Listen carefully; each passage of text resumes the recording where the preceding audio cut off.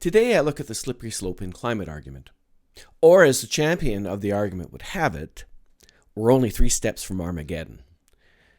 The slippery slope asks us to believe that an idea or an action will cause a series of unavoidable events, winding up with something unbearably terrible.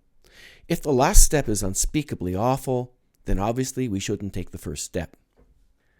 The slippery slope I hear most often in my work is, taking action on climate change will cause massive job loss, economic ruin, and the downfall of Canadian culture as we know it.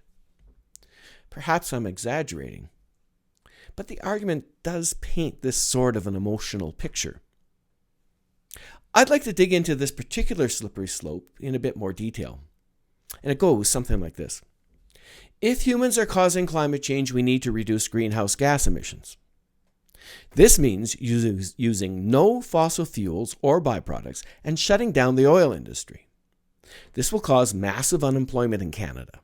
There will be no Canadian goods or services, and we'll have to use foreign goods and services, if we can afford them at all. As a result, our economy will collapse, and foreigners will flood in. Canada will be forever changed for the worse. So we shouldn't take any action on climate change. While some steps along this slope are reasonable, there are some that are just plain stupid. Even as I'm sketching it out, I feel uneasy. But that's the whole point of the slippery slope. It offers a grim picture of an uncomfortable outcome that we must avoid at all costs. But there are several things wrong with this. First, it suggests that each step there's only one possible next step. But that's not how life works. At every step, there are many possible next steps, with higher or lower likelihoods. Some of these outcomes are bad, but some of them are actually quite good. And often we're asked to ignore the fact that the chance of the bad outcome is outrageously small. Second, we are also asked to believe that we have no control over events. Once we start down the path, everything just happens. But in fact, we'll always have a say and we can shape things along the way. That's why the really bad results are unlikely. We're just not that stupid.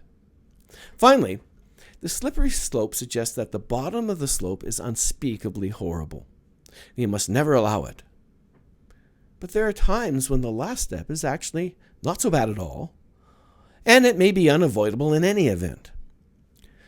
My example slippery slope argues that taking climate action would have dire economic and societal consequences. But not taking action on climate change would have similar outcomes. We are urging action to minimize or avoid those bad outcomes. The situation is far more complex than the slippery slope would have us believe. The slippery slope is a tactic people use when they're bargaining in the climate grief cycle. They're not so angry, and they aren't as much in denial. They want to debate a path forward, and they believe that the low risk doesn't warrant the high cost of climate action. And as always, we need to listen to folks carefully and show them that we have common concerns. Then we can work together to understand the different possible paths that flow from the first step, identifying more likely paths that aren't as scary. And together we can make up our minds just how horrible the last step really is. Perhaps it isn't that bad after all. Going back to my example, over my 65 years, Canadian culture has been in a constant state of change.